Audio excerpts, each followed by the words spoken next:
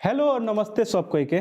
हमर नाम इंजीनियर राज कुशवाहा है और अपने देख रहल बानी देश के विकास पॉडकास्ट।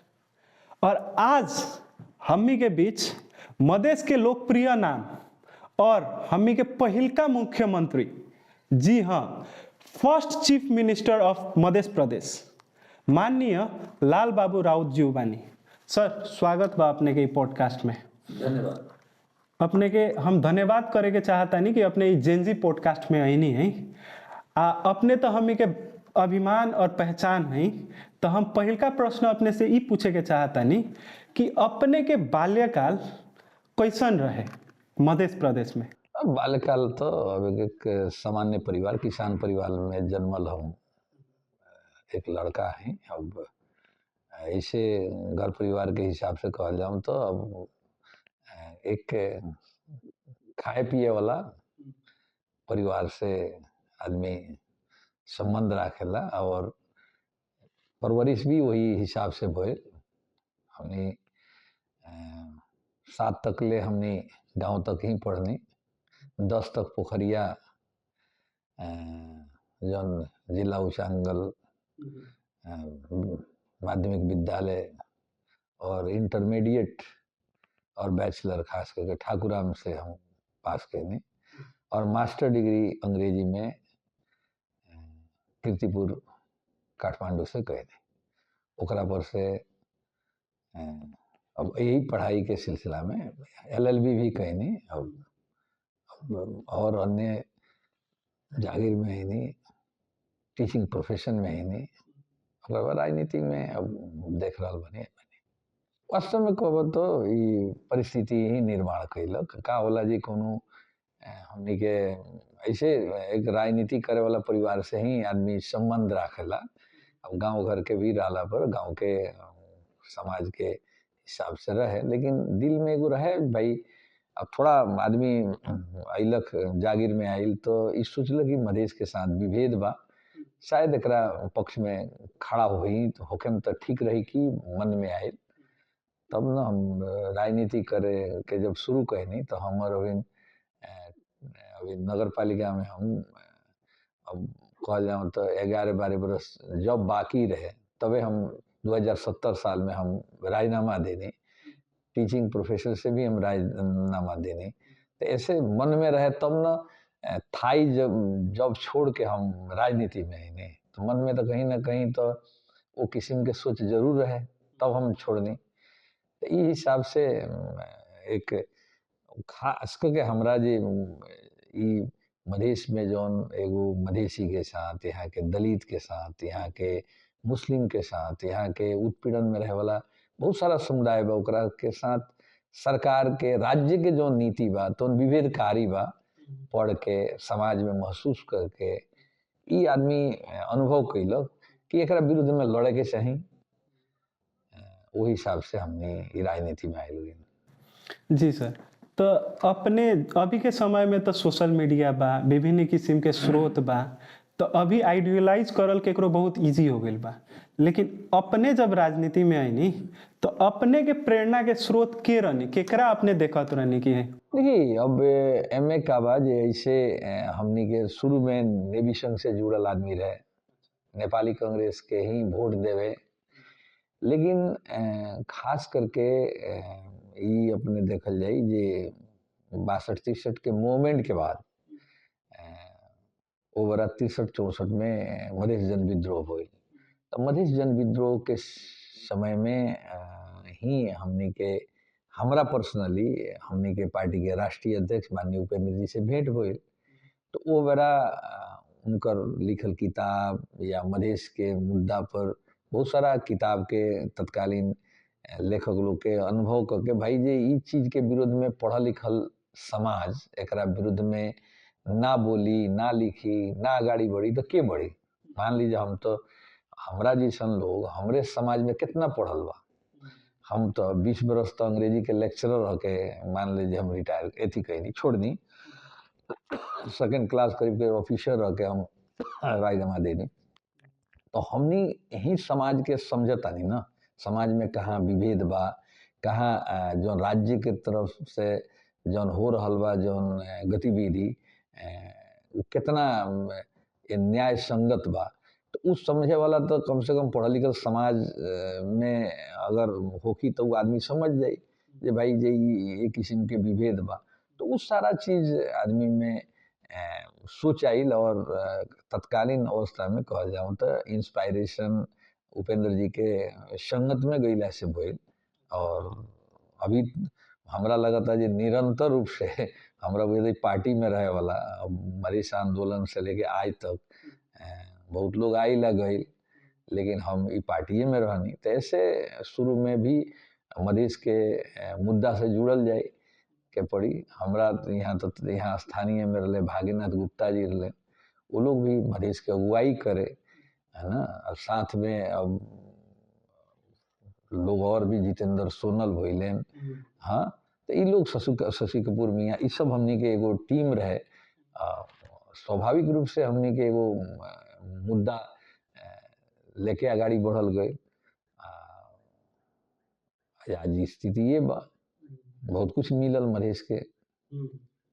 सर, जब अपने सीएम बननी या बने जात रही तो वो दृश्य कैसन रहे, जैसे अपने के कब था भइल कि अपने सीएम बने जाता? ना देखो का बा, राजनीति में का होला जे सीएम बने खातिर सबसे पहले तो तोहरा दल के नेता होके के पड़ी, पार्टी के भीतर भी दल के नेता।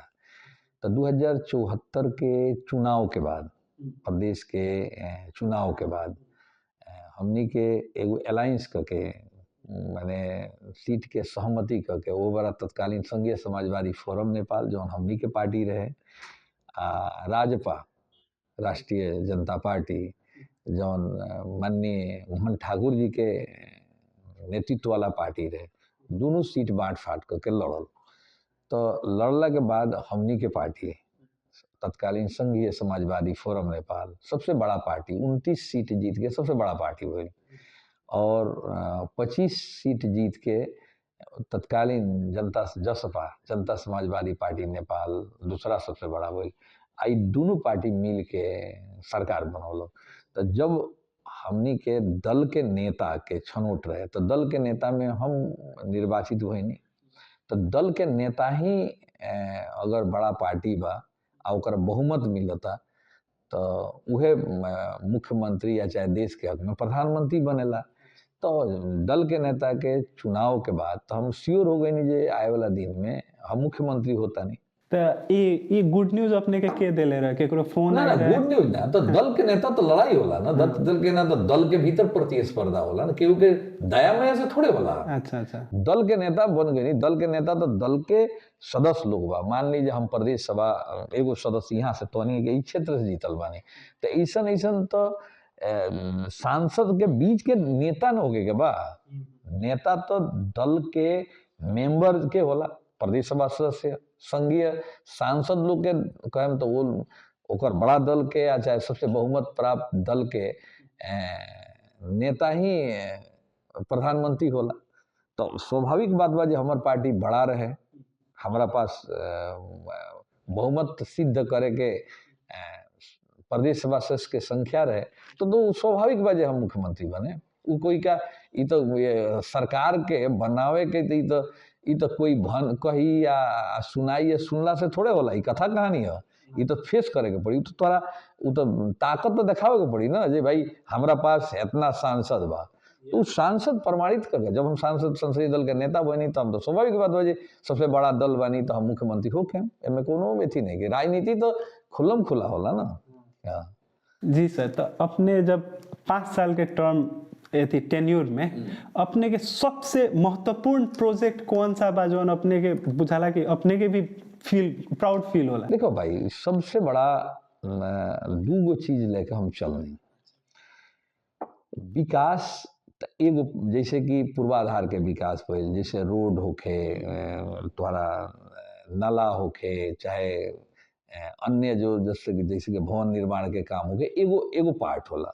दूसर पार्ट होला कि समाज के रूपांतरण करे वाला, समाज के एगो जब तक हमनी समाज के ओकरा चिंतन, समाज के जोन सामाजिक स्ट्रक्चर बा, उस समाज में उत्पीड़न में रहे वाला, विभेद में रहे वाला जौन समुदाय वो समुदाय के हमनी अगर ना आगाड़ी बढ़ाएम सन तो समाज आगाड़ी ना बढ़े सकी। एकरा खातिर हमर बड़ा बढ़िया कार्यक्रम आई रहे जे बेटी पढ़ाओ बेटी बचाओ। जौन बेटी पढ़ाओ बेटी बचाओ अपने जाएम तो अभी गूगल करें सर्च करें तो बहुत सफल रहे। ओकर बहुत सारा चीज ओकर उपलब्धि रहे। ओकर इवन कानून भी हम बनल गए। बालिका संरक्षण 3 लाख के बीमा से लेके जन्मते ही बेटी के 3 लाख बीमा ई प्रदेश के सब बेटी के साइकिल वितरण लैपटॉप वितरण करे के कार्यक्रम लोक सेवा कक्षा संचालन। नेपाल में ई पहला प्रदेश है जहाँ महिला के 50% आरक्षण के व्यवस्था कैले बानी। वो प्रदेश प्रहरी एन होके चाहे प्रदेश निजामती सेवा एन होके। अभी प्रहरी एन तो कार्यान्वयन में नहीं गए अभी हमने के, लेकिन प्रदेश निजामती सेवा एन तो कार्यान्वयन में गई बा। हमनी दुइये गो के यहाँ बीरगंज के मैंने काम करे वाला दूगो बीरगंज के बेटी आज बहुत हमरा बुझाता जे 30 बरस से अंडर हो उप सचिव बन गए। अभी एगो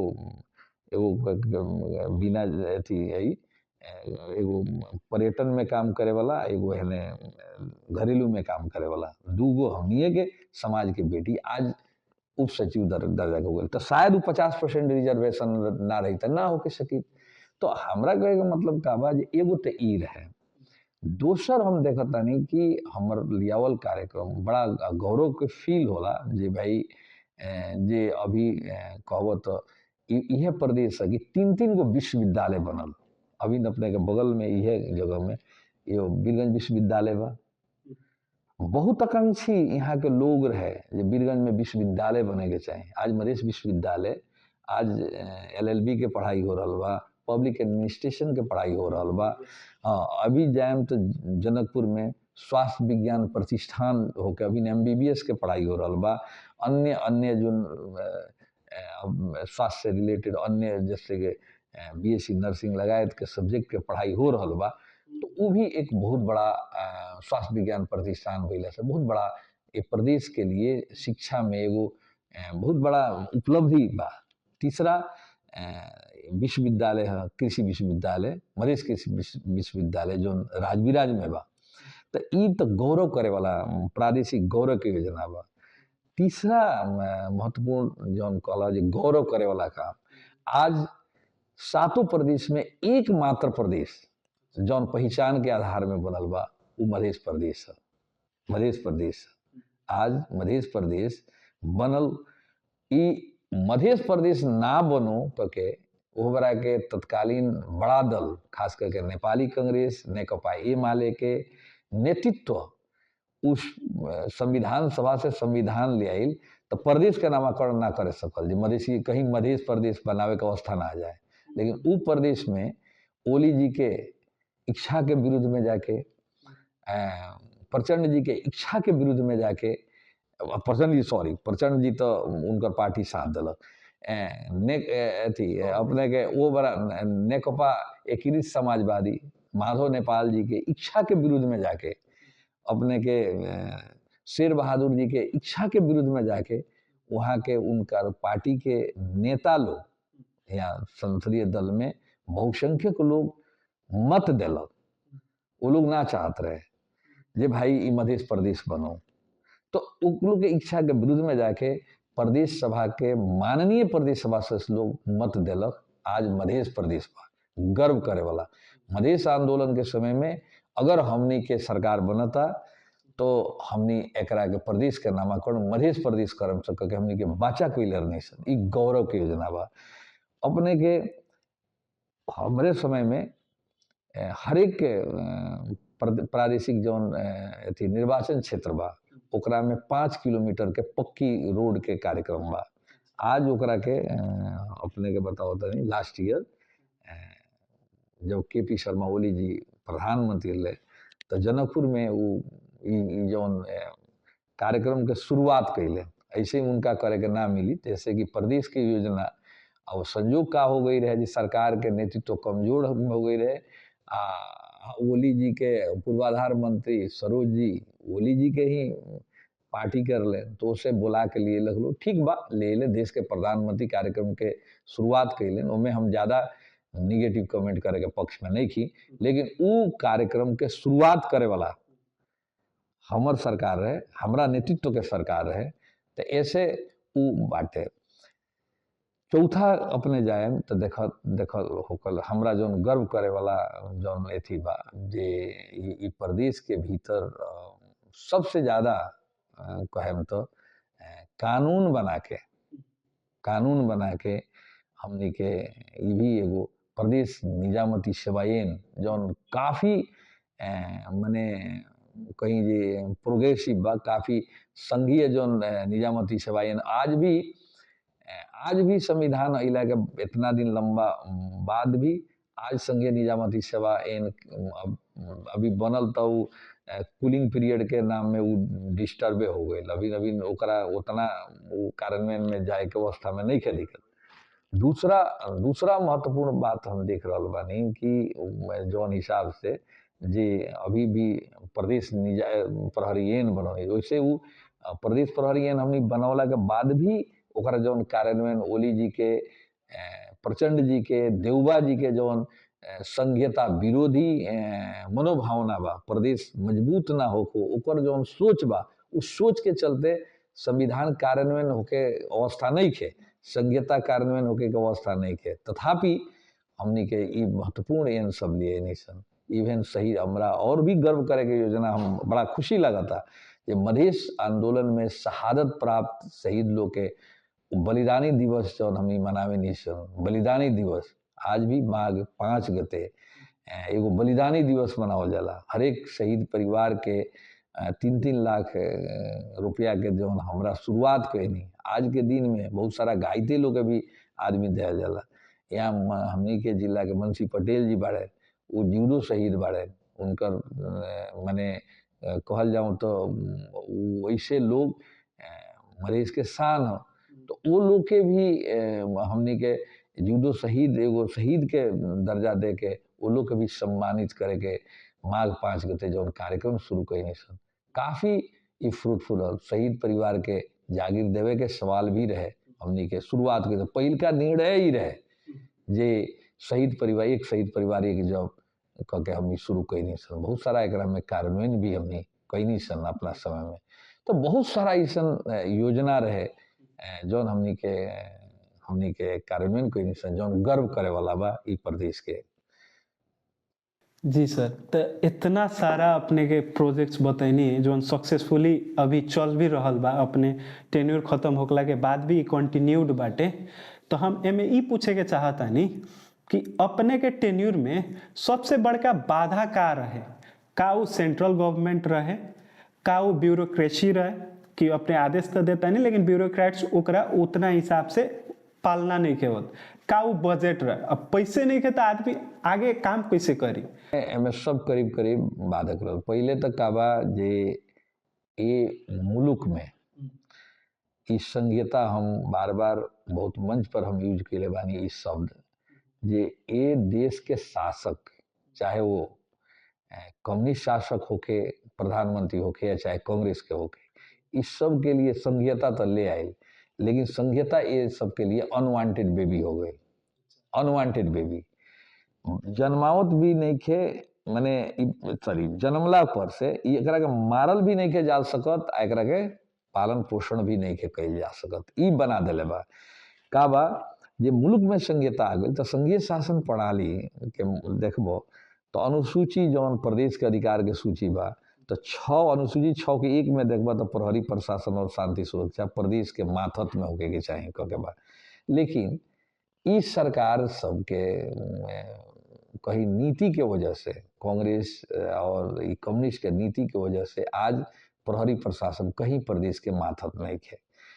ये चीज तो शुरू से ही खास करके कोई की कोनो के सरकार होके एमे तो हम तो ये देख ले बानी जे चाहे कांग्रेस के नेतृत्व में रहल माननीय शेर बहादुर देवबा जी के पाला में हो या के.पी. शर्मा ओली जी के पाला में हो, इवन इतना बड़ा जनयुद्ध करके नरसंहार मचाए वाला प्रचंड जी के ही नेतृत्व के सरकार हो, लेकिन तीनों के तीनों नेतृत्व के सरकार बेईमान रहल बा। संघीयता कार्यान्वयन में बहुत सारा कानून बनावल जा सकता है जो उनकी जो संविधान के आलोक में रह के संविधान के वो तो जो कोई भी कानून बनी तो संविधान कार्यान्वयन करे के सवाल में हो, लेकिन इतना माने पश्चगामी परिवर्तन विरोधी कानून भी ले लेसन तो का बात देखल गई कि संघीयता के कार्यान्वयन में बाधक के रूप में लिए अधिकार देवे के पक्ष में ना देखल गए। तो ऐसे हमार काम मानल बा जे तीनों शेर बहादुर देवबा जी के सरकार होकर या देवबा जी होकर, केपी शर्मा ओली जी के सरकार हो या केपी शर्मा ओली जी होकर, चाहे शेर के प्रचंड जी के सरकार हो से या उनका समय के जो गतिविधि देखल गई, तो हम तो हमरा लगता जे ई तो एगो ई भइल। अभी तक का जो ब्यूरोक्रेसी कहल जाओ तो कर्मचारी समायोजन के बाद भी प्रमुख सचिव लगायत के जो कर्मचारी आवेला उ सबके मानसिकता में चिंतन में ओकर परिवर्तन नहीं खे, वो भी चिंतन वैसा ही बा।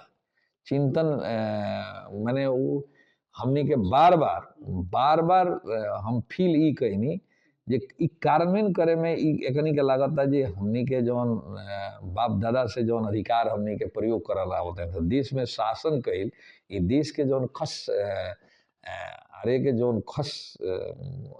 जौन हमनी के कौन का ब्राह्मण क्षेत्रीय जौन ई देश में शासक जाति बा उ सबके मानसिकता का होला जे हमनी के ये अगर प्रदेश में जाता तो प्रदेश में एगो सामान्य यहाँ का जेकर बहुमत दल के नेता रही या उकर बने के अवसर मिली तो वहाँ तो कोनो उपाध्याय, कोनो नेपाल, कोनो शर्मा, कोनो दाहाल ई तो नहीं के बने जात ना, यहाँ के लोग बनी, कोनो यादव बनता, कोनो सिंह बनता, कोनो सोनार बनता, कोनो अब यह समुदाय के लोग बनता है, अब ई समुदाय के मुख्यमंत्री बनता, ये समुदाय के मंत्री बनता, तो ये समुदाय के यहाँ के कोनो दलित मंत्री बनता, कोनो मुस्लिम बनता, कोनो यहाँ के यहीं के बनता, तो उ सब आवत तो ई तो अपना के शासक जाति देखेला, तो उ भी एक बाधक रहल बा ओकनी के मानसिकता में बहुत सारा थी। तीसर बात तू कहल बजट भी बाधक बा। टोटल जितना एगो बजट के बांट फांट बा वो बांट फांट ही न्याय संगत नहीं खे। ऐसे नहीं खे कि बजट लेस देन 2% से भी कम बजट बा प्रदेश में, जहां तलब प्रदेश के कर्मचारी के तलब से लेके अन्य आधार इंफ्रास्ट्रक्चर डेवलपमेंट के दुर्भाग्य बजट के बांट फांट भी न्यायोचित नहीं खे। टोटल बजट के एगो एक तो बाजे मोर देन 95% बजट तो संघ उठावेला, टैक्सेस उठावेला, वो एगो बास्केट में रह के विभिन्न अनुदान के नाम में, समानीकरण अनुदान, संपूरक अनुदान, सशक्त अनुदान, है ना, विशेष अनुदान, सब अनुदान के नाम में हमने के पैसा आवेला। तो उ आवेला पैसा तो बिल्कुल विभेदकारी बा।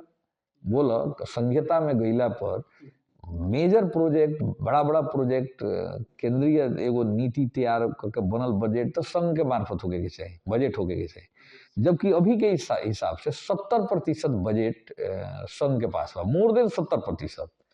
15% कहले से जे स्थानीय तो प्रदेश 18% हो जाला एथी के स्थानीय तह के, लेकिन 12% से ज्यादा ना होला तोहरा प्रदेश के।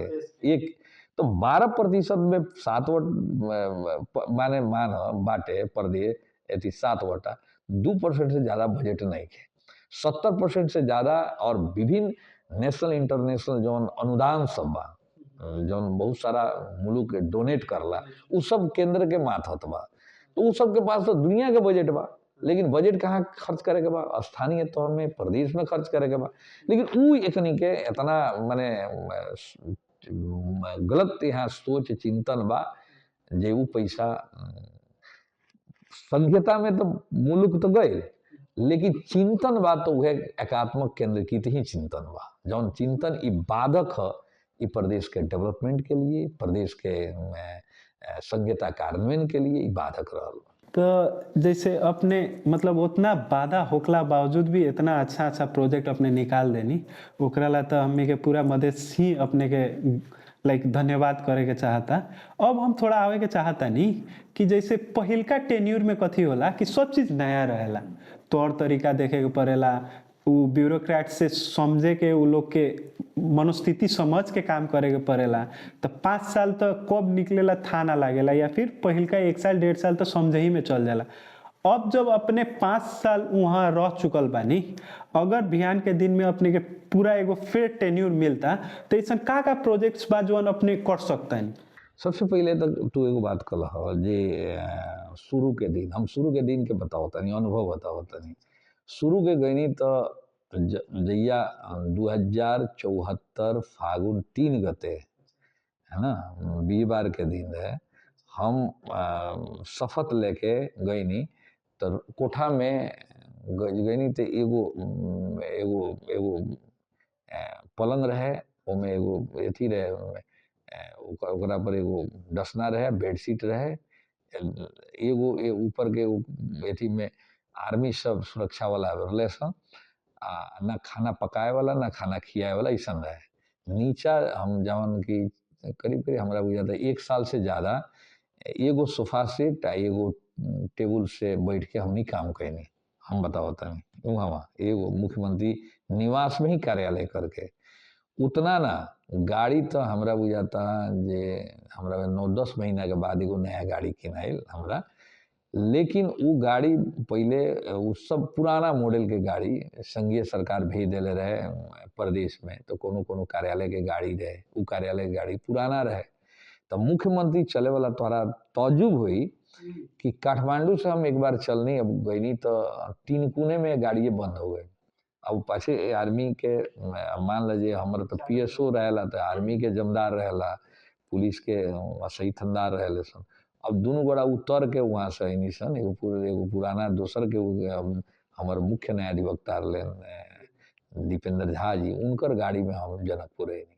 विवाह शादी में कोई बुलावे, कोई कार्यक्रम कोई फंक्शन में जाए को के, तो मुख्यमंत्री के गाड़ी कहाँ बंद हो जाई था ना रहे, वो अवस्था तो आज नहीं है। और वैसन स्थिति में आदमी सरकार के नेतृत्व कैलक। बहुत सारा महाज जहाँ देखा तारा 1.5 साल 1 बरस से ज़्यादा समय हमनी के एगो सोफा सेट, एक सेट सोफा सेट, एक टेबल में रह के काम बितावल गई। तो वो स्थिति रहे मुख्यमंत्री कार्यालय, मुख्यमंत्री के द्वारा उस समय में सरकार द्वारा सर्टेन बजट आयल बा, नीति कार्यक्रम लियावे के बा, बजट लियावे के बा, बजट कार्यान्वयन करे के कानून लियावे के बा, प्रदेश के भीतर बहुत सारा संरचना निर्माण करे के कानून लियावे के पड़ता। तो बहुत सारा यहाँ जइबा तो वहाँ जैसे हमनी के प्लानिंग कमीशन के ओकर एगो मेन लियावे के पड़ल, प्लानिंग कमीशन ओकर वाइस चेयर नियुक्त करे के, लोक सेवा के कमिटी गठन करे के रहे, बहुत सारा इंस्टीट्यूशन डेवलप करे के रहे। तोरा पास कुछ नहीं है, शून्य में बड़ा माने तोरा प्लानिंग कमीशन गठन करे के बाद प्लानिंग कमीशन एगो एन लियावे खातिर बहुत सारा स्टेप पूरा करे के पड़ेला। इतना जल्दी ना स्टेप पूरा करे के पड़ेला, तो वो स्टेप पूरा करे खातिर एगो लंबा टाइम ले लेला।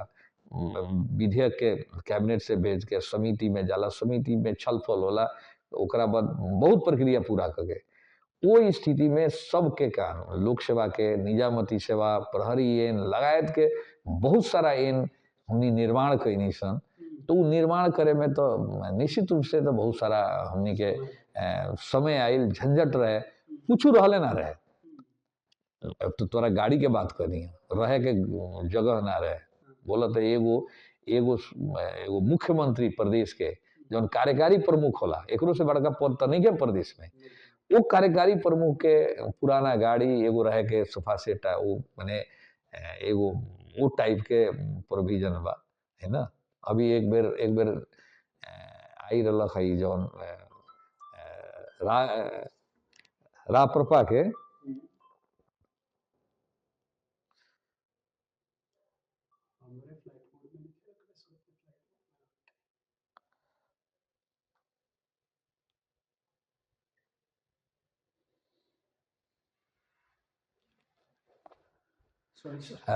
राप्रपा के जौन वो नेता वो बड़े प्रवक्ता एगो राप्रपा राष्ट्रीय प्रजातंत्र पार्टी के ना हाँ हाँ प्रवक्ता रह। तो वो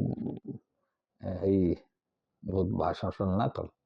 तो वो एक बेर अले यहाँ, वो पहले थी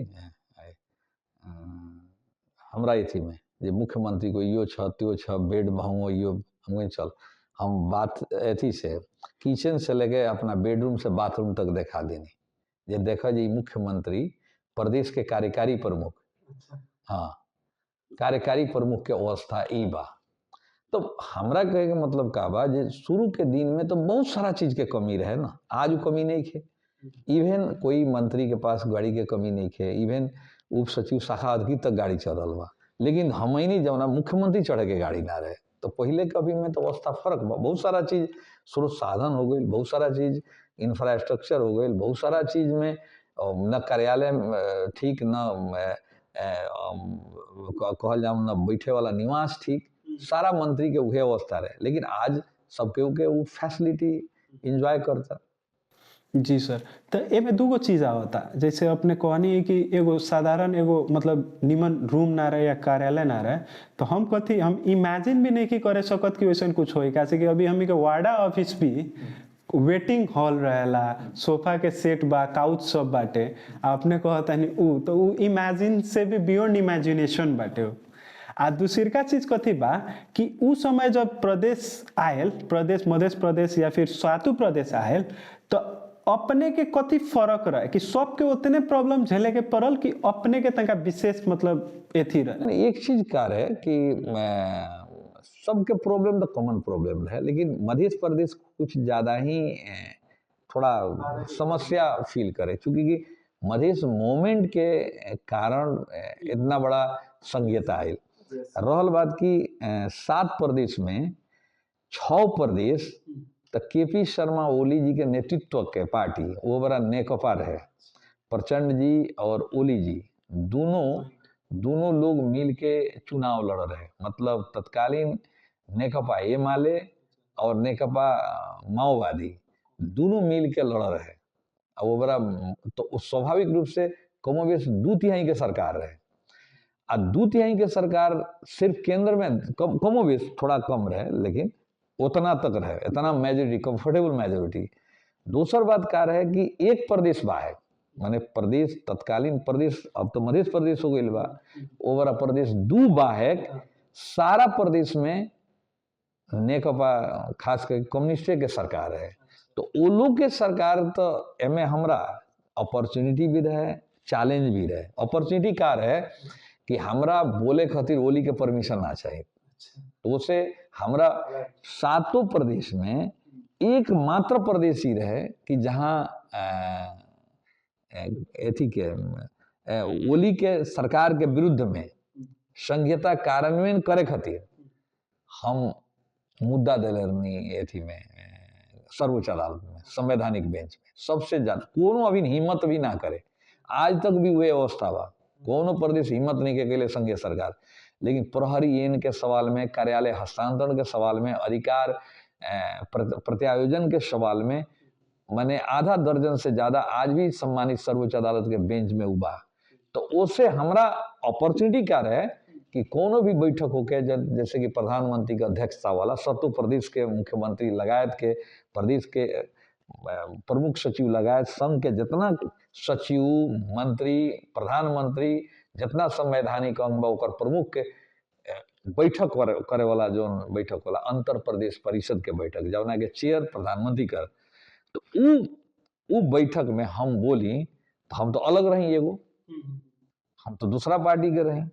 तो हमरा भी अपॉर्चुनिटी का, वो लोग तो ओली जी के मुंह देखे, जो ओली जी के दुख ना लगे जाए। हमरा ओली जी के दुख लगला से क्या फर्क पड़ता, ओली जी के हटावला से ना हम हटे ना बनावला से बानी। तो हमरा तो अपॉर्चुनिटी बा ना जे खुल्लम खुला हम बोली तो सुने, देश सुने, हम बोली तो पूरा देश सुने, हम बोली हम मुद्दा दी तो पूरा 7 प्रदेश के मुख्यमंत्री कहे जे धन्यवाद से तपाई कम से कम हिम्मत कर दी राग में बैठ। वो लोग ओली के विरुद्ध में तो ना जा सकता। एक बार हमने मीटिंग कही नहीं सन 7 प्रदेश के मुख्यमंत्री पोखरा में, तो ओली बैठके कैंसिल कर दिले। और सब मुख्यमंत्री लोग के धमकावल शुरू कर, लेकिन हमरा के कहे उनका हिम्मत नहीं, काहे नहीं कि हम उनका पार्टी के ना है, हमरा तो बोल सकता नहीं ना भाई, तोरा वह संविधान से तू प्रधानमंत्री बड़ा, तो वह संविधान से सब मुख्यमंत्री बनी। तो संविधान तो दोनों हमनी के पालन करम सा ना, एगो चाहे स्थानीय तो हो के वो भी संविधान के तहत बनल बा, तोहरा मर्जी से तो नहीं के बोल, जनता के मत लेके आइल बा। तू जगह मत लेके विधायक अथी के सांसद लोग के प्रधानमंत्री बाड़ा, तो हम भी प्रदेश के सांसद के मत से हम मुख्यमंत्री बानी। तो तोरा तो तोर जो अधिकार दिल बा संविधान में, तू तोरा तोरा यूज ओकरा के प्रयोग कर सकता, तो प्रदेश में तो हम प्रयोग कर सकता नहीं। तो ई बात बोले के ओवरा बहुत प्रमुख व्यक्ति लोग देश के मुख्यमंत्री रहे बहुत प्रदेश में, जैसे माननीय शंकर पोखरियाल जी रहे लुम्बिनी के, अपने के डोरमड़ी पौडेल रहे बागमती के शुरू में, शेरधन राय रहे अभी 1 नंबर प्रदेश के, ऐसा ही अथी रहे पृथ्वी सुबह गुरुंग लेन ओबरा के कर्णाली के, सॉरी गंडकी के, ओबरा महेंद्र बहादुर साहिर लेन कर्णाली के, अपने के ओने रहे अथी में भट्ट एथी के सुदूर पश्चिम के, है ना। तो ये सारा चीज ये लोग रहे, तो ओबरा तो एगो 7 प्रदेश के मान लीजिए एगो प्रमुख लोग रहे, पार्टी के प्रमुख। आज भी माननीय शंकर जी तो द्वारा बड़े न देश के एथी कहब तो नेकपा एमाले के महासचिव बड़े, पृथ्वी सुबह गुरुंग तो ओली जी के सरकार में तो मना ओली जी के सरकार रहे तो ओकरा संचार मंत्री रहे, पावरफुल लोग रहे। शेरधन राय हार गए, लेकिन वो लोग जे रहे एगो प्रमुख व्यक्ति लोग रहे। हाँ, तो ये लोग के बीच में मान लीजिए स्वाभाविक बात रहे कि ओमे हमनी मुद्दा दी सन कोनो काम करी, तो सब लोग लागे जे भाई हिम्मत ना करे अपना पार्टी के भीतर। लेकिन हमरा तो परमिशन उपेंद्र जी से लेवे के बा। हमरा तो अभी तू अभी भी यूट्यूब में जाकर देखिए, भारत के प्रधानमंत्री माननीय मोदी जी के विजिट भई रहे जनकपुर में, वो ऐतिहासिक कार्यक्रम नेपाल में उतना बड़ा गैदरिंग के बहुत कम कार्यक्रम देखे के मिलल हुई। उ कार्यक्रम के कहब तो अध्यक्षता हमरा करे के मिलल है, और में जौन बहुत सारा हमरा स्वतंत्रता रहे, जौन हम तू सुन ले में जब का बोल ले बनी। देश में मधेश के साथ हो रहा विभेद, मधेसी के साथ हो रहा विभेद, और सदियों से जौन विभेदकारी नीति के कारण आज भी वो संघर्ष जारी बा। के उ भावना उ विचार रखे वाला उ अधिकार तो अवसर तो हमरे मिलल ना। ओली जी कहले जे हाई बोले के बाद नेपाली में बोले के बाद हम हिंदी में बोल दी, उ कहले जे उतना आदमी नहीं खेलिया होगा तब हम एथी कहीं। तो उ स्वतंत्रता हमरा लगे रहे ना, हम स्वतंत्र माने मानन एगो हम तो वो बरा के संघीय समाजवादी फोरम नेपाल से हम नेतृत्व कैले रही, आज जसपा नेपाल बा। तो वो पार्टी के में हमरा तो अवसर मिलल ना, एक तरफ चैलेंज एक तरफ अपॉर्चुनिटी रहे। तो चैलेंज ही रहे कि भाई हर जगह ओली जी डिस्टर्ब करे खोजल, ब्यूरोक्रेसी से डिस्टर्ब करावे खोजल जाए, हर समय नींव खोजल जाए जो प्रदेश के केंगे घेरल जाओ, प्रदेश के लोग केंगे जब मुख्यमंत्री लगायत के केंगे असफल कइल जाओ। तो हमरा तो थ्रेट महसूस रहे ना, बहुत सारा चीज संघीय के सरकार के ही नीति द्वारा प्रति थोड़ा विभेदकारी हो जाए तो ऑटोमेटिक रूप में जे कर्मचारी असहयोगी हो गए, खुद सरकार के नेतृत्व करे वाला व्यक्ति के बजट में जैसे जितना बजट दूसरा प्रदेश के मिले, बजट के बांट फाट तो हम पहले कहीं जे न्यायोचित नहीं थे। बांट फाट क्या हो गए चाहिए कि तो ना समान की बात नहीं है। सबसे बड़ा जनसंख्या वाला प्रदेश सही है वह ना मध्य प्रदेश बा ना। तो यहाँ जनसंख्या के आधार हो गए चाहिए, माने कहीं के जनसंख्या द्वारा 14 लाख बा, वहीं के 64 लाख बा, तो फर्क बाकी ना बजट। तो वो एक दूसर बात की HDI में देखो, ह्यूमन डेवलपमेंट इंडेक्स में अगर शिक्षा के स्वास्थ्य के वहाँ के कहबत माने इंफ्रास्ट्रक्चर डेवलपमेंट लिविंग स्टैंडर्ड सारा चीज जो HDI में पड़ेला, तो वो आधार बना के द ना बजट जे शिक्षा में कितना स्वास्थ्य में खाली मधेश सुगम भइला से ना होई ना, लेकिन ह्यूमन डेवलपमेंट इंडेक्स के अनुसार बजट बांट फाट होके के चाहिए।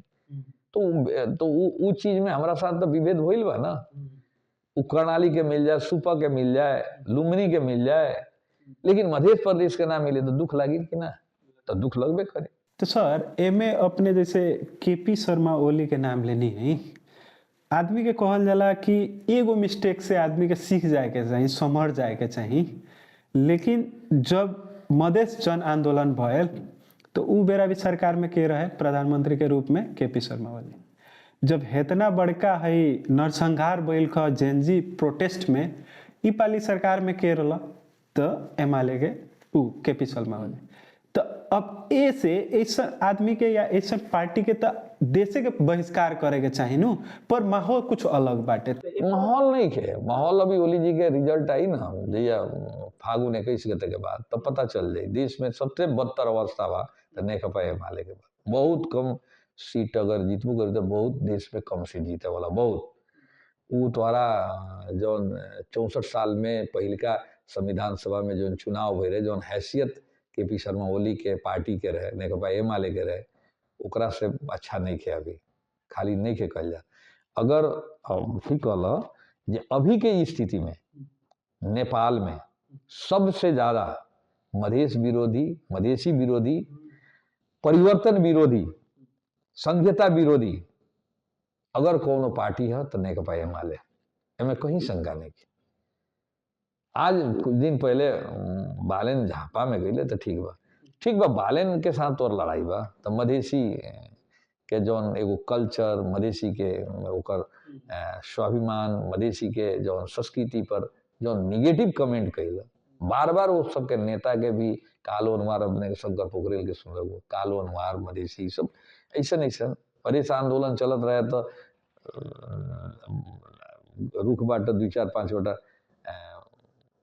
आप खसे बने, तो वैसन स्टेटमेंट उतना बड़ा मानव जौन एगो जौन चेन रहे, ह्यूमन चेन रहे, ओकरा के माके सब बहुत सारा निगेटिव इनकर, तो वैसन पार्टी के नेता के वो पार्टी के मत देहल तो खुद मधेश के अपमान बा। एमे हम ज्यादा सब लोग जानता जे अगर मुल्क में ऐसे कांग्रेस भी फर्क नहीं है, कांग्रेस भी देखबो चूंकि कि कांग्रेस साइलेंट भाई बोले के आदत बा ओली जी के बोल देले, लेकिन कांग्रेस के शेर बहादुर जी और कांग्रेस भी ये नीति से फर्क नहीं है।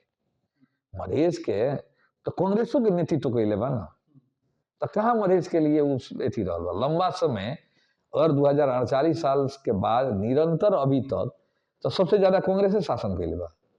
आज जेनजी मूवमेंट काहे भइल, जेनजी मूवमेंट निश्चित रूप से कहल जाऊं तो यहाँ के ई बड़का पार्टी के जौन कुशासन बा, भ्रष्टाचार के नीति बा, जितना खाली लूट तंत्र बा, दलाल माफिया सबके ये जो मुल्क में बिगबिगी बा, चाहे कांडे कांड अगर देखल जाओ तो दोनों पार्टी के नेतृत्व में दोनों पार्टी के द्वारा उतना ही मिली। तो इस सब के वजह से जनता में फ्रस्ट्रेशन बा, युवा रोजगार खोजता, युवा ये मुल्क में बढ़िया एजुकेशन खोजता, युवा यहाँ के बीमार के अच्छा एगो इलाज करे वाला जगह खोजता। देश में शासन कर तू आरोप लगेगा दूसरा के, एगो धरारा बन जाता तो केपी ओली कहता मैले बनाए को, आ देश इतना बड़ा माने घटना होता तो कहता मलाई था सही ना, मतलब कले गयो। तो ऐसे कहल जाए दुर्भाग्य बा, कांडे कांड के अगर देखबो तो दर्जनों कांड बा, लूट तंत्र के कांड बा। ऐसे जनता में निराशता, आजकल के युवा पहले के युवा तो नहीं थे, एक हफ्ता के बाद एगो न्यूज पेपर आइला ओकरा के दिन भर पढ़ के पन्ना पन्ना पढ़ता। आजकल तो मिनट में लोग के इन्फॉर्मेशन हो रहल बा, कहीं हो रहल बा। तो आजकल युवा तो ज्यादा जागरूक बा ना, उ समझ रहल बा, उ देख रहल बा देश तो ना यहाँ अच्छा शिक्षा बा, ना अच्छा स्वास्थ्य के सर्विस बा, ना यहाँ महंगाई कंट्रोल बा, ना यहाँ रोजगारी के व्यवस्था बा। तो देश के कुछ नेता के पाले खातिर होके के चाहिए, उ जेनजी मूवमेंट शुरुआत हो। ऐसे 24 गते के घटना अपराधीकरण हो, बहुत सारा पार्टी के उमें घुसपैठी करावल गए, बहुत सारा योजनाबद्ध किस्म के एगो एक किस्म के घटना में एगो देखल गए। तो ऐसे जेनजी मूवमेंट जो उद्देश्य के लागी रहे 24 गते घटना अपराधीकरण में परिवर्तन हुई। जे जी ना चाहत रहे ना ई तो हमरे घर तोड़ फोड़ भइल, जलावल गई, बहुत सारा प्रदीप जी के भइल, ओने राजेश मान जी के भइल, ओने राजकुमार गुप्ता जी के भइल, अजय चौरसिया जी के भइल, है ना, चाहे वो हमनी के अनिल लुंगटा जी के भइल। ई सारा चीज जो षड्यंत्र भइल ई तो अपराधीकरण भइल ना। जेनजी लोग के का ओमे कौन कौन जेनजी लोग रहे ओमे हमरा के पता नहीं के, सब लोग रहे, होकर हो गई तो होकर काहे ना हुई, क्योंकि ई तरीका के रहे। तो निश्चित रूप से ई अपराध ई आंदोलन भइल का है ओली जी के तू कहल ना, ओली जी के हट, ओली जी के कहल जाओ जे एकर गलत नीति के वजह से युवा देख रहा बा तोर कुशासन के विरुद्ध में अपोजिट में आवाज उठाता, तो सोशल मीडिया में कहे ना करेगा बंद, सोशल मीडिया कहे ना बैन कर दिल जाओ, फेसबुक ट्विटर व्हाट्सअप लगायत के जो ई बंद करके ई चले जे थोड़ा एमे एथी करे के एकरा के नियमन नियोजन करे के एकरा के कंट्रोल करे के जौन एगो चलें तो उल्टा सिद्ध हो। तो इस सारा कारण तो केपी शर्मा ओली केपी शर्मा ओली के नेतृत्व में रहे वाला नेपाली कांग्रेस, अगर नेपाली कांग्रेस 23 गते के राते के शेर बहादुर जैसन निकम्मा देश के पूर्व प्रधानमंत्री मध्य उतैसे उ पार्टी के युवा नेता गगन थापा विस्थापित गए ओकर नीति के चलते आज 23 गते के ही अगर नेपाली कांग्रेस अपन बैक हो गई रही तो परिस्थिति फर्क रही ना, उतना घटना तो ना घटित, या केपी शर्मा ओली 23 गते के रात के राजीनामा दे देते हैं तो ये घटना तो ना घटित।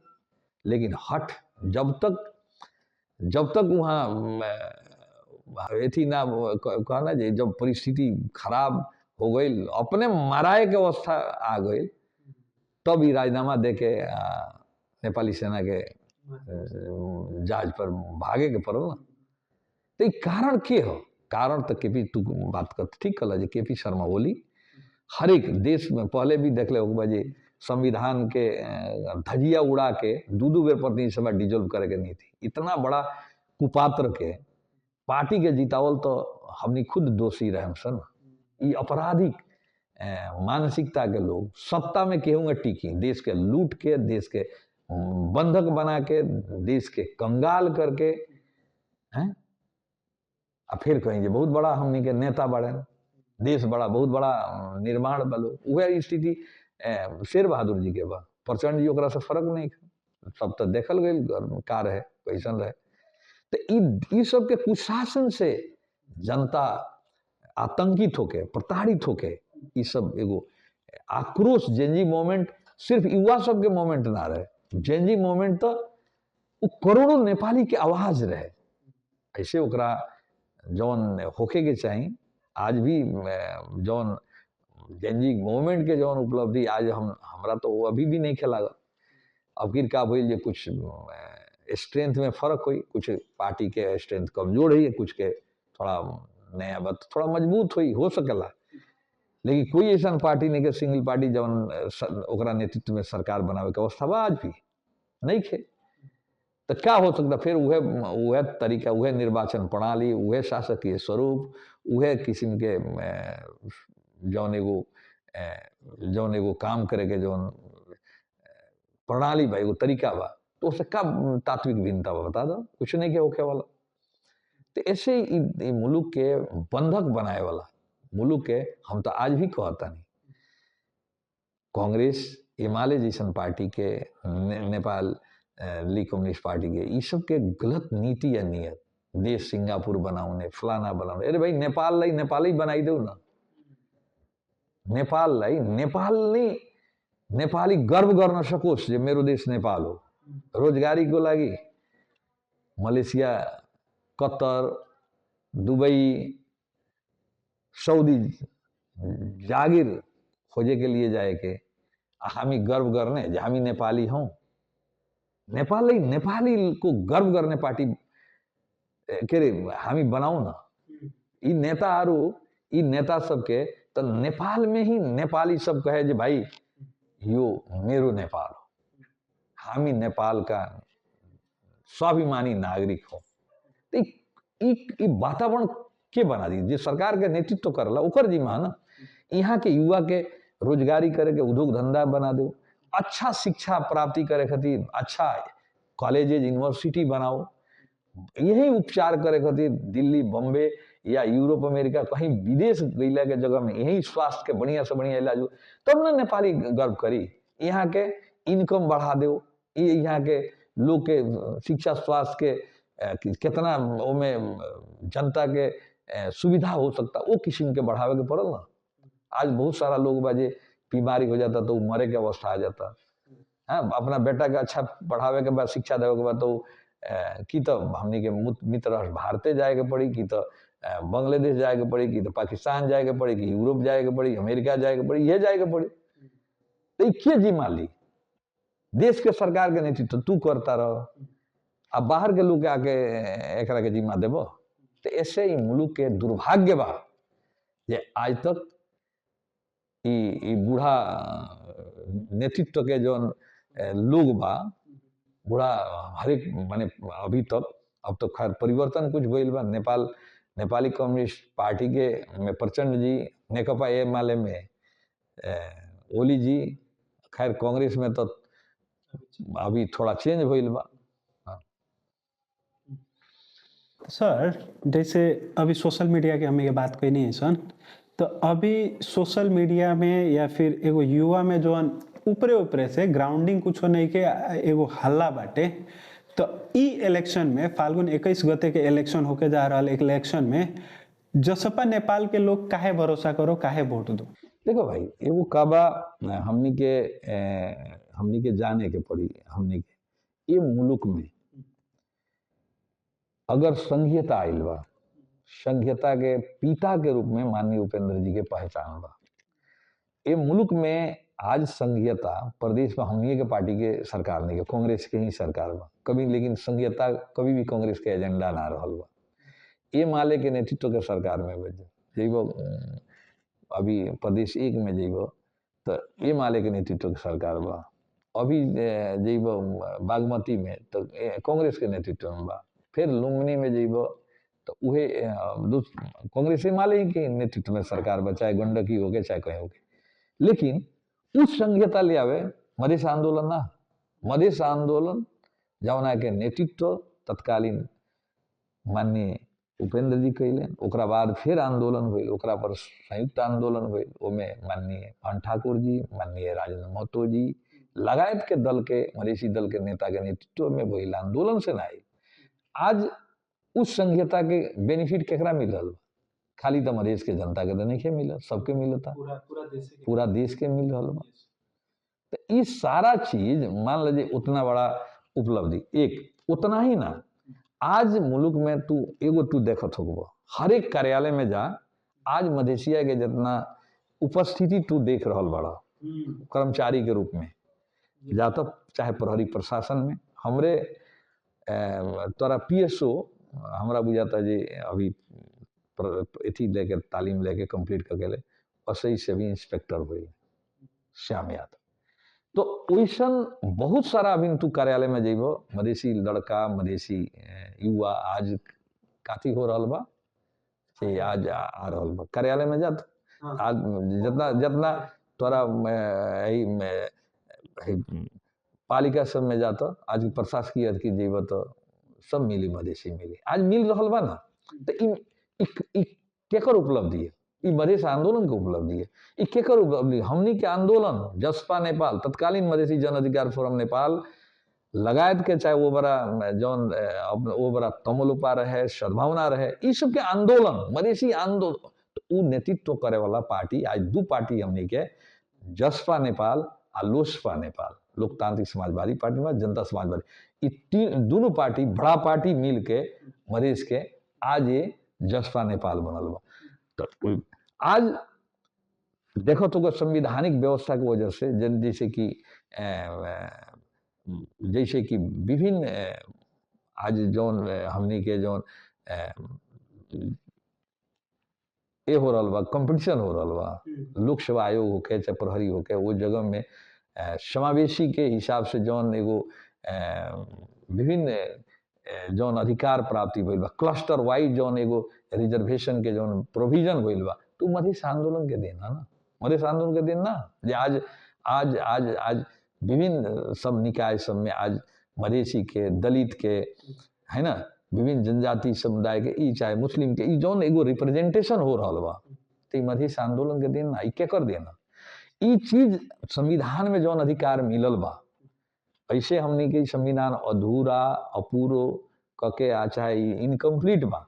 आज भी अधिकार के बहुत सारा चीज कमी कमजोरी जौन अधिकार होके के चाहिए, जौन मोमेंट भइल बा, उ मोमेंट के उपलब्धि अनुसार ई संविधान नहीं के बनल, एकरा के पुनर्लेखन होके के चाहिए, एकरा के तोहरा संशोधन होके के चाहिए। हमनी के जौन एगो सोच चिंतन बा, वो चिंतन आज भी अनुसार आज भी हमनी के एकरा पर असहमति बा। तथापि जौन उपलब्धि एमे संविधान में जौन संघीयता बा, समानुपातिक समावेशिता बा, एमे गणतंत्र बा, एमे लोकतंत्र बा, एमे बहुत सारा चीज जौन ह्यूमन, जैसे कि तोहरा जीवा तो फंडामेंटल राइट्स, मौलिक अधिकार, दुनिया के बेहतरीन मौलिक अधिकार में भी संविधान में बा, बहुत सारा चीज में प्रोविजन बा।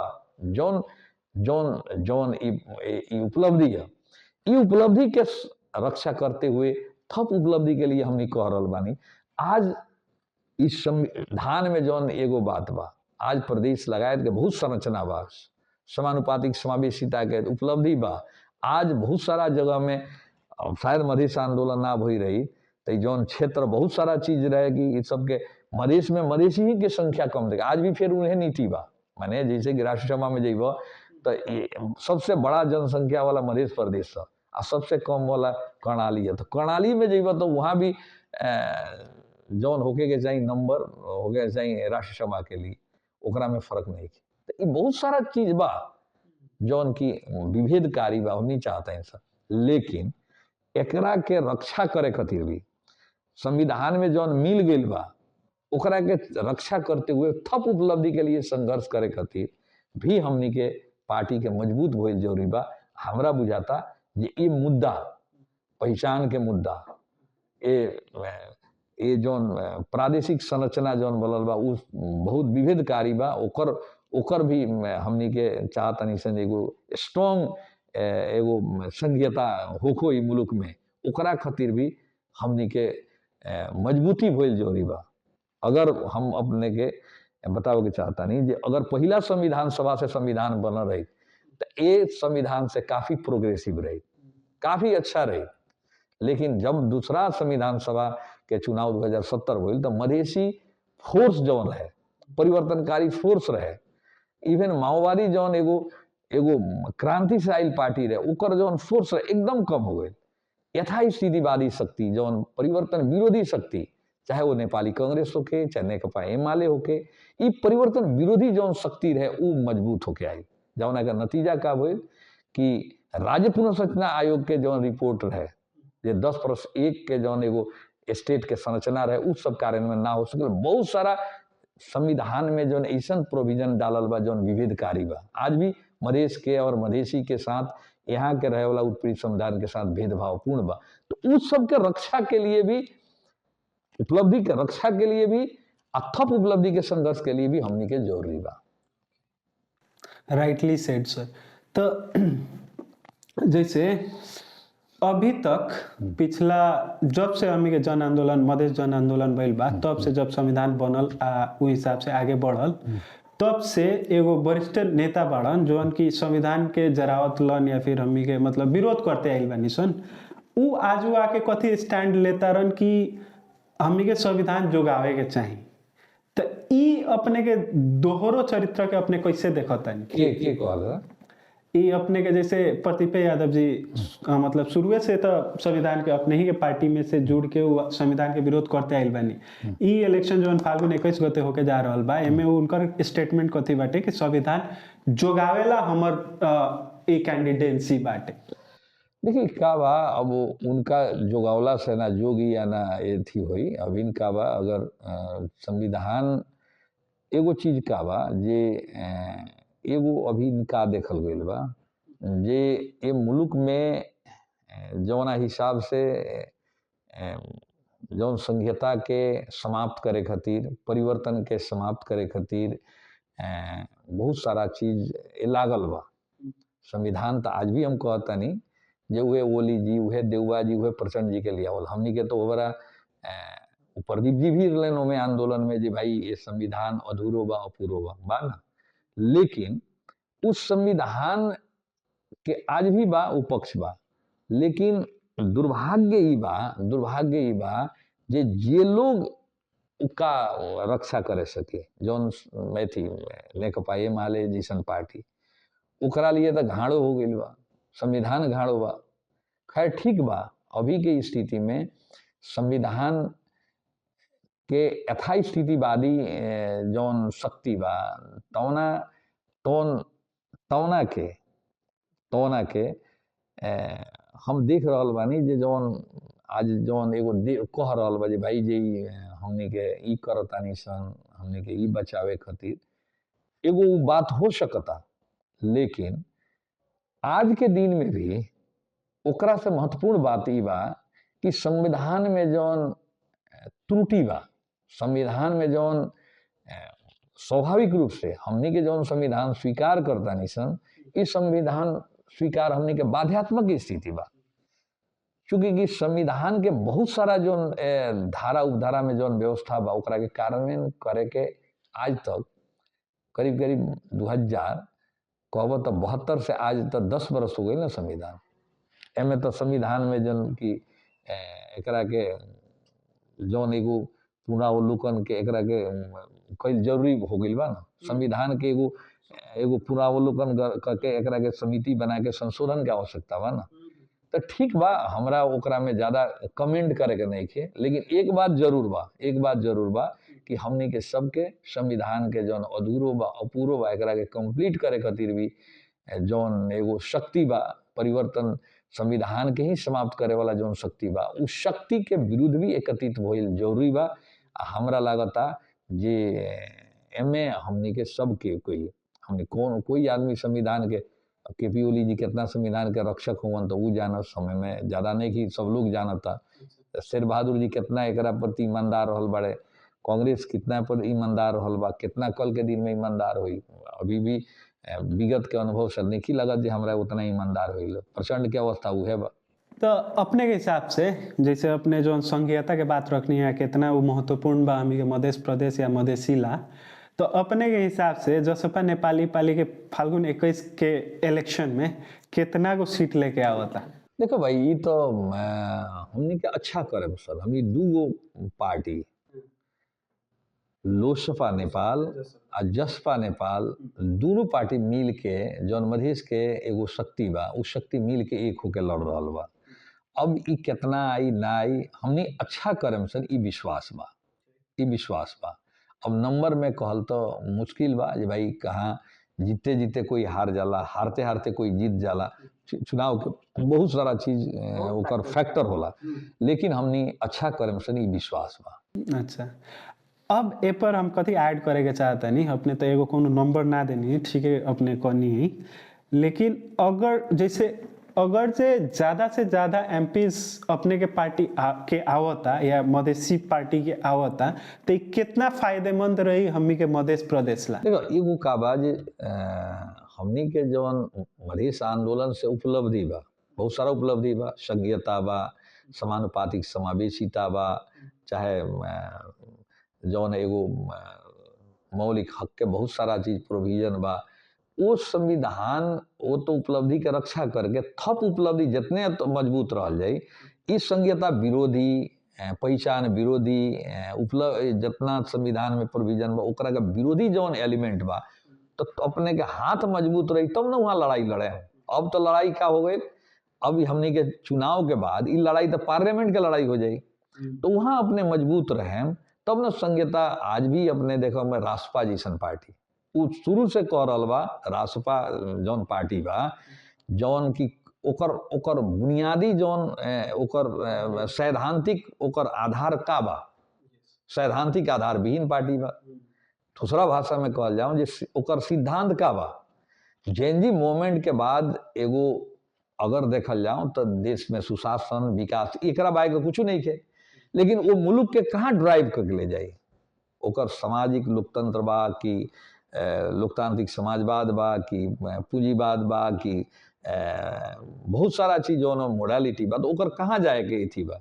तो एगो जौन एगो कहल जाऊं तो एगो जौन सिद्धांत विहीन पार्टी, वो पार्टी शुरू से कह रहा बा, ओकर नेतृत्व ओकर नेता कह रहा बा जे संघीयता मुल्क में ना चाही, तो ओकरा विरुद्ध में उतना बड़ा मधेसी जनता के कुर्बानी के बाद आयल संघीयता, ओकरा के रक्षा करे खातिर भी हमने के हाथ मजबूत चाही।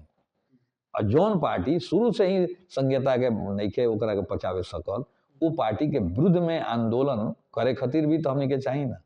तो ऐसे हमने के अगर मजबूत होखल जाता तो निश्चित रूप से जौन की प्राप्त उपलब्धि बा, मधेश आंदोलन से प्राप्त उपलब्धि बा, आज भी दूर के ढोल सुहावन लागेला। एक बरस में लिख लिया जी ई पार्टी रवि लामी छाने जी होकस चाहे चाहे बालेन जी होकस, एक जगह रहे के अवस्था ना हुई, दोनों के जौन स्वभाव बा। लेकिन लोग में का बा जे जे भाई राष्ट्रपा राष्ट्रपा कह रहा बा, ये भी बात आवता जे भाई जो कि बुनियादी रूप से अगर पूछल जाओ जे ई पार्टी के सैद्धांतिक वैचारिक आधार का बा, ई का हो, तो उ लोग का कही जे मुल्क में इतना बड़ा कुशासन, कुशासन केकरा के दिखाई, वो कांग्रेस माले के दिखाई, माओवादी के लिखा होता। यह सिर्फ तो ना होला ना, ई विचार ठीक बा, सब पार्टी के ऑब्जेक्टिव यह हो, लेकिन ओकर सैद्धांतिक आधार होला, वैचारिक आधार होला, एक संगठनात्मक ओकर ओकर ओकर ओकर एथी होता। काहे ओकर घोषणा पत्र में कहा आइल ओकरा बारे में का संघीयता कार्यान्वयन के या संविधान कार्यान्वयन ओकर रोड मैप का बा, ए मुल्क में एक कौन वैचारिक सैद्धांतिक आधार बा, ओकर ओकर रोड मैप एकर का बा, आम पब्लिक के बीच में तो ई नहीं आइल। तो ऐसन शक्ति के परास्त करे खातिर भी सदन में हमनी के मजबूत भइल जरूरी बा। ठीक बा सर, तो अब थोड़ा हमें के एगो रैपिड फायर राउंड बाटे, जेमे हमें के एक शब्द में तो ना लेकिन एक सेंटेंस में अपने के टुंगियावे के बा कि अपने के सोच का बा, ठीक बा। तो मधेश राजनीति के एगो सबसे बड़का गलती का बा अपने के विचार में, मतलब पास्ट में हिस्ट्री में कोई ऐसा कोनो मिस्टेक भइल बा मधेश राजनीति में? मधेश राजनीति में एगो गलती बा कि जौन मधेश के मुद्दा रहल बा, वो मुद्दा के अंतिम निकास तक देवे खातिर संघर्ष के जौन एगो होके के चाही, उ इनकम्प्लीट रहल बा। जौन हिसाब से उतना बड़ा मधेश जन विद्रोह हुए, वो विद्रोह के जौन एगो उपलब्धि होके के चाही, जौन जौन जौन जौन उपलब्धि एगो आंदोलन भी वो एक्सट्रीम तक पुगे के चाही, वो कहीं ना कहीं कमी रहल बा। जे आज आज आंदोलन संघर्ष पूर्ण रूप से बा कके भइल बा कके एकरा के कहल ना जा सकता। सो राइटली आपने बहुत सही तरीका से एक्सप्रेस कहनी, कैसे कि उतना कुर्बानी उतना एथी जौन लेवल के भयल, उ लेवल के हमें के एथी ना मिलल, आउटकम ना मिलल, एंड रिजल्ट जीत भइल। अगर अपने के जीत भइल, ज्यादा से ज्यादा एमपीज आयल, तो अपने एगो वादा कथी करे के चाहतनी अभी? संघीयता के रक्षा, संघीयता के कार्यान्वयन, संघीयता के मजबूती, मुल्क में स्थिरता। अपने अगला 10 साल बाद मध्य प्रदेश के कैसन देखे के चाहतनी? निश्चित रूप में एगो यहाँ के समृद्ध मध्य प्रदेश। समृद्ध के डेफिनेशन का? समृद्ध मतलब यहाँ के नेपाल में रहे वाला संपूर्ण जातीय समुदाय, उनमें मधेसी भी एक लार्जर कम्युनिटी बा। उ हमें अच्छा एक शिक्षा प्राप्त करो, अच्छा यहाँ के स्वास्थ्य के सुविधा हो, यहीं पर वो रोजगारी के अवसर मिलो, ओकर जीवन स्तर ऊपर हो, यह है जे नेपाल में ही ओकरा काम करे के सब अपॉर्चुनिटी मिलो। यहाँ के यहाँ मलेशिया, कतर, सऊदी जाके यह नेपाली बना सकता, तो नेपाल काहे ना नेपाल में ही रह के बना सकता। राइट। अपने पहिलका बार जौन वोट देवे जा रहल युवा के, या पहिलका बार जौन वोट देवल मानी ऐसे पहला बार वो विदेश में रहे, अब की बार आके वोट देवे जाता, उ युवा युवती के अपने का संदेश देवे के चाहते हैं?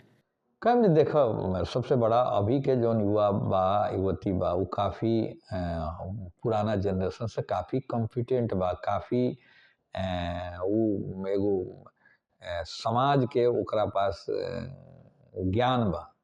त ऐसे उ वोट वैसन पार्टी के दो जौन पार्टी उ मुल्क में परिवर्तन ले आ सकता।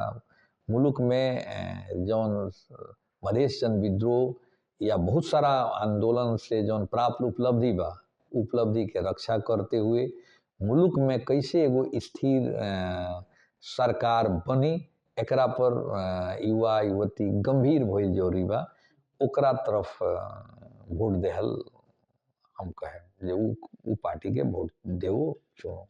अच्छा, तो जैसे अपने अपने या फिर हमी के देश के चला रहल कुछ 3-4 आदमी बा, बूढ़ आदमी बा, तो केपी शर्मा ओली, शेर बहादुर देवबा या प्रचंड से उपेंद्र यादव कैसे अलग बानी? देखो काबा जे केपी शर्मा ओली जी एगो समग्र देश के अपना समुदाय के रिप्रेजेंट करता रहे, माने पूरा कहल जाओ तो ऊंच समुदाय के रिप्रेजेंट करता रहे, जो उनकी ये वर्ग शासक जाति के, चाहे वो प्रचंड होखस, चाहे वो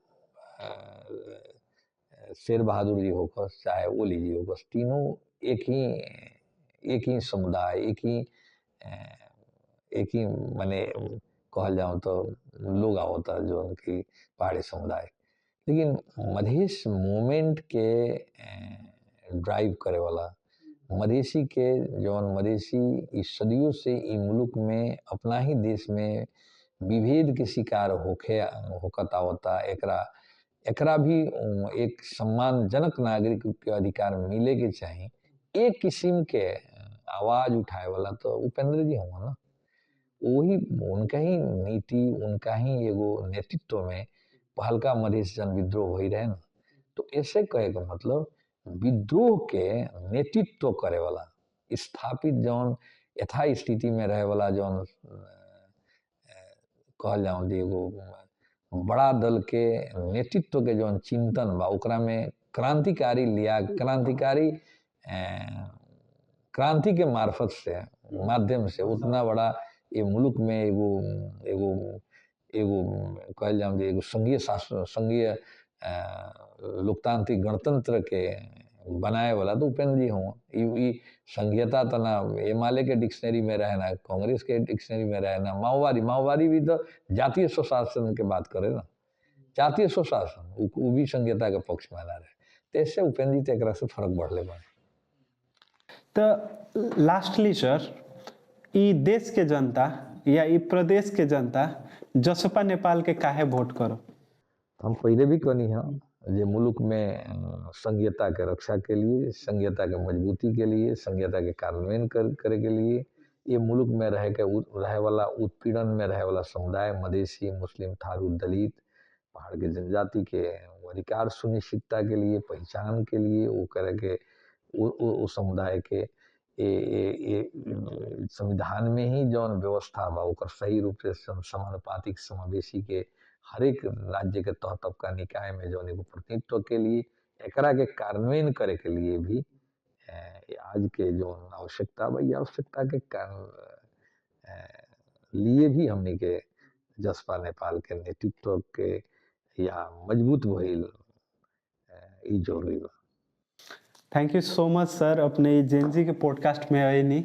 आई होप ये कन्वर्सेशन अपने एंजॉय कैले हो के हम्मी के भी ये जो यंग जनरेशन जो अभी पॉडकास्ट देख रहा बानी लोग, इससे अपने के प्रेरणा, अपने हम्मी के पूरा मध्य प्रदेश ला ही इंस्पिरेशन के स्रोत बानी।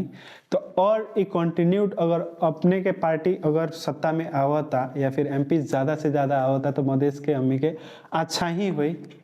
तो ओकरा ला thank you so much sir for giving your time.